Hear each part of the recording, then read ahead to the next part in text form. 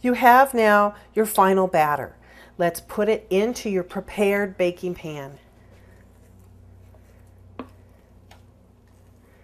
As you can see, there's a little bit of flour that didn't incorporate. That's going to be okay. I'd rather have that than an overbeaten loaf.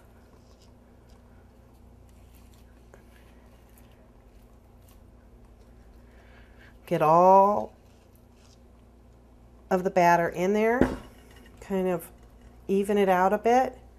Get that all off your dough, off your spatula. Get that dough in there. You see how I put that up on the top? Don't do that.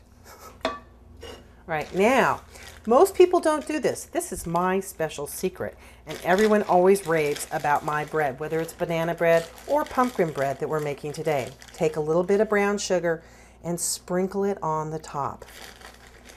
They'll never know it was there. It adds a nice sweetness, and everyone will rave about your pumpkin bread. You don't have to put too much. As you notice, I'm not really measuring it. I'm just fingering it on so the whole top is covered. If it gets too heavy, it'll burn. So just a little bit. There, perfect.